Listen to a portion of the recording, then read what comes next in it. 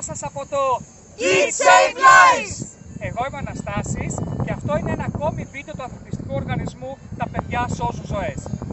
Είναι ένα πολύ ιδιαίτερο βίντεο. Σήμερα θα μιλήσουν για την αντιμετώπιση θυμάτων πνιγμού στην Ελλάδα.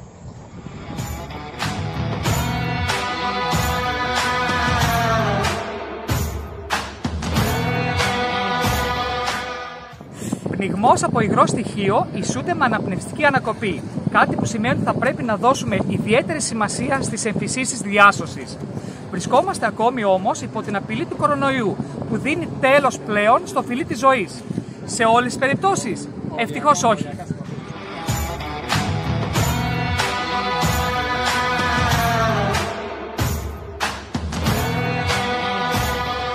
Σε περίπτωση που το θύμα πνιγμού είναι μέλος της οικογένειας, τότε σύμφωνα με το Ευρωπαϊκό Συμβούλιο Αναζωογόνησης μπορούμε να ακολουθήσουμε τις οδηγίες του 2015.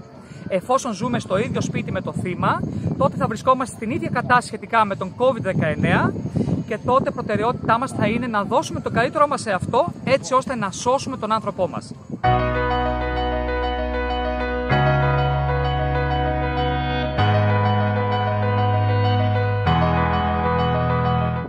Σε περίπτωση που αντιληφθούμε ότι ένας άνθρωπος είναι μέσα στη θάλασσα, τότε φυσικά προτεραιότητα είναι να βγει έξω στη στεριά ή πάνω σε ένα σκάφος, έτσι ώστε να του δώσουμε τις πρώτες βοήθειες.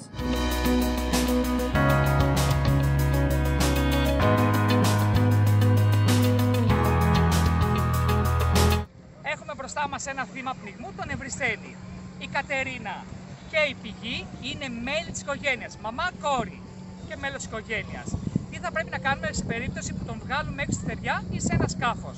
Το πρώτο πράγμα που θα πρέπει να κάνει η Κατερίνα είναι να ελέγξει αν αντιδράει και αν αναπνέει. Πάμε να το δούμε. Είστε καλά, είστε καλά. Δεν αντέδρασε. Βλέπω, ακούω, αισθάνομαι. Βλέπω, ακούω, αισθάνομαι. Σε περίπτωση που δεν αντιδράει και δεν αναπνέει το θύμα, για το Ευρωπαϊκό Συμβούλιο Αναζωογόνησης αυτό σημαίνει ότι το θύμα βρίσκεται σε καρδιακή ανακοπή.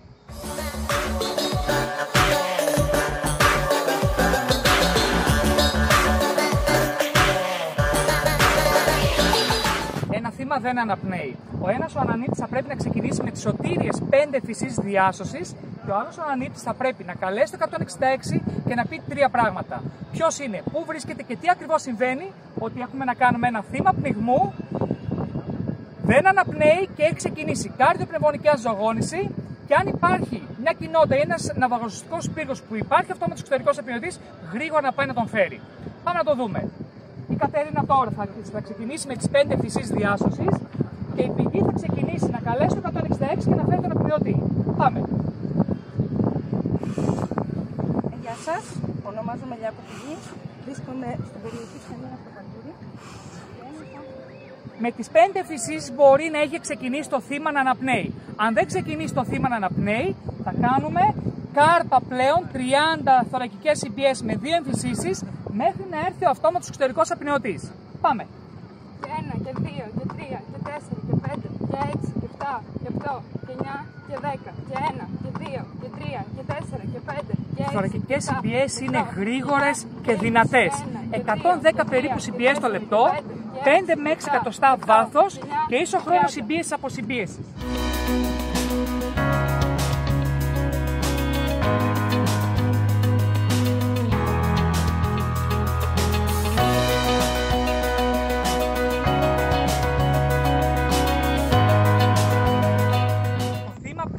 Είναι τυχερό. Βρισκόμαστε σε μια κοινότητα που υπάρχει αυτόματος εξωτερικός απεινιδωτής. Ο ένας ανανύτης συνεχίζει να κάνει καρδιοπνευμονική αναζωογόνηση και προτεραιότητα του δεύτερου ανανύτη που έχει φέρει τον αυτόματο εξωτερικό απεινιδωτή είναι να σκουπίσει τοπικά εκεί που θα κολλήσει τα αυτοκόλλητα ηλεκτρόδια. Γιατί ένας αυτόματος εξωτερικός απεινιδωτής χορηγεί ρεύμα και το ρεύμα είναι καλός αγωγός του ρεύματος. Θέλουμε να σκουπίσουμε έτσι ώστε να κολλήσουν καλά τα ηλεκτρόδια και το ρεύμα να διαπεράσει την καρδιά και όχι να πάει εξωτερικά του σώματος. Ήδη έχει καθαρίσει, έχει σκουπίσει η Πηγή και συνεχίζει, κολλάει τα αυτοκόλλητα ηλεκτρόδια έτσι ακριβώς όπως πρέπει στην πρόστιο πλάγια θέση, το ένα ηλεκτρόδιο κάτω δεξιά κλίδα και το άλλο κάτω από την αριστερή μασχάλη. Ανάλυση καρδιακού ρυθμού. Και από εδώ και πέρα θα συνεχίσει να ακολουθεί τις οδηγίες του αυτόματου εξωτερικού απεινιδωτή. Θα κάνει μια ανάλυση. Χρειάζεται ρεύμα ή όχι. Συνιστάται απεινίδωση. Πολύ μακριά, θα δώσω ρεύμα. Φόρτιση. Σε λίγα δευτερόλεπτα θα χορηγηθεί μία απεινίδωση. Ρεύμα θα διαπεράσει την καρδιά. Με σκοπό να την κάνει πάλι να ξεκινήσει. Απεινίδωση τώρα. Η απεινίδωση πραγματοποιήθηκε. Τώρα η πηγή είναι ξεκούραση, θα ξεκινήσει αυτή να κάνει καρδιοπνευμονική αναζωογόνηση.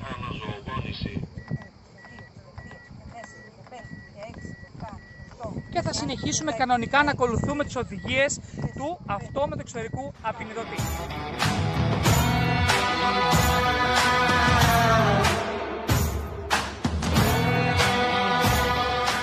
Το θύμα πνιγμού είναι τυχερό.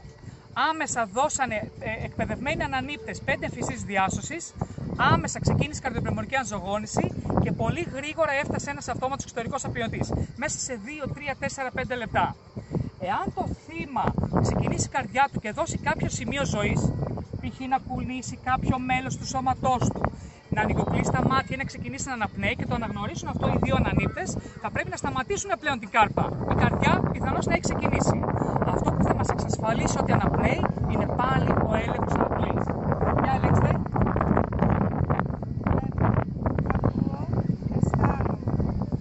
Βλέπω, ακούω, αισθάνομαι. Το θύμα έχει επιστρέψει στη ζωή και το καταλάβουμε αυτό γιατί ήταν εμφανής η κίνηση της αναπνοής. Κουνιόταν η κοιλιά και το στήθος του. Και είμαι σίγουρος ότι η Κατερίνα ένιωθε και άκουγε την αναπνοή του. Σε αυτή την περίπτωση σταματάει η καρδιοπνευμονική αναζωογόνηση. Θα πρέπει να τον γυρίσουμε σε πλάγια θέση ασφαλείας, έτσι ώστε να εξασφαλίσουμε τον νευραγωγό του. Αν θελήσει το θύμα να κάνει και εμετό, να φεύγει προς τα έξω το γαστρικό περιεχόμενο.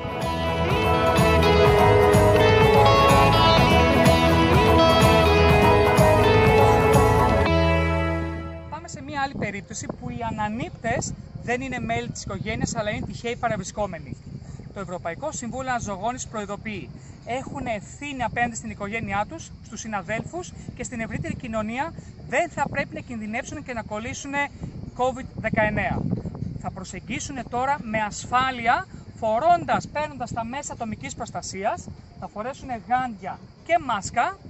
Στον έλεγχο αντίδρασης θα τον κάνουν από όσο πιο μακριά γίνεται, χωρίς να πάνε το πρόσωπό τους κοντά στο θύμα. Είστε καλά, είστε καλά. Σε περίπτωση που δεν αντιδράει, θα ελέγξουν πάλι από απόσταση, χωρίς να κάνουν τη διάνοιξη του νευραγωγού και χωρίς να κάνουν το βλέπω, ακούω, αισθάνομαι. Για 10 περίπου δευτερόλεπτα θα προσπαθήσει να αναγνωρίσει η Κατερίνα εάν αναπνέει αυτό το θύμα. Προαιρετικά μπορούμε να βάλουμε και ένα χέρι πάνω στην κοιλιά για να νιώσουμε αν αναπνέει. Σε περίπτωση που δεν αναπνέει, πριν ξεκινήσουμε να κάνουμε θωρακικές συμπιέσεις, ξεχνάμε πλέον σε αυτή την περίπτωση το φιλί της ζωής, της εμφυσής διάσωσης, γιατί μπορεί να κινδυνεύσουν.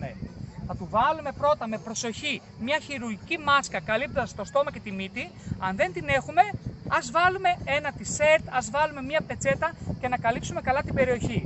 Και θα ξεκινήσει μόνο θωρακικές συμπιέσεις χωρίς εμφυσής διάσωσης, ενώ ο άλλος ο ανανύπτης τρέχει να καλέσει το 166 και να φέρει γρήγορα ένα αυτόματο εξωτερικό απεινιδωτή. Όσο πιο γρήγορα φέρει τον αυτόματο εξωτερικό απεινιδωτή, τόσο πιο πολλές οι πιθανότητες να επιστρέψει στη ζωή αυτό το θύμα.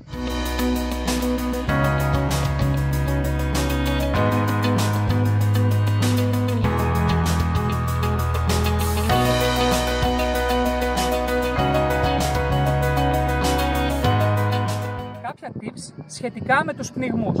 Πολλές φορές σε εκπαιδεύσεις μας ρωτούνε: αν βάλω το κεφάλι του θύματος προς την κατηφόρα, είναι καλά?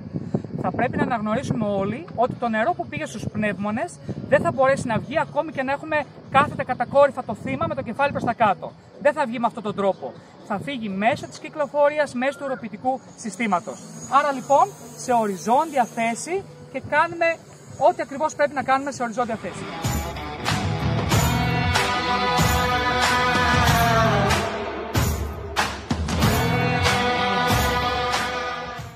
Που και που στη διάρκεια της αναζωογόνησης το θύμα του πνιγμού, επειδή έχει πάρει πολύ νερό και επειδή ίσως μπορεί να είχε φάει πριν λίγη ώρα, μπορεί να αρχίσει να βγάζει εμέσματα. Σε αυτή τη φάση θα πρέπει να τον γυρίσουμε για λίγα μόνο δευτερόλεπτα στα πλάγια έτσι ώστε να φύγει το γαστρικό περιεχόμενο και τα υγρά και μόλις καθαρίσει ξανά ανάσκελα και να συνεχίσουμε κανονικά την καρδιοπνευμονική αναζωογόνηση.